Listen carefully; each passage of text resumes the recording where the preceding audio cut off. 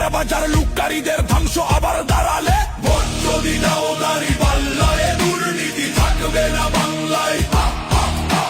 vote যদি দাও দাঁড়ি পাল্লায় চাঁদাবাজি থাকবে না বাংলায় সেই সব দিন আর না দিতে যদি দাঁড়ি পাল্লা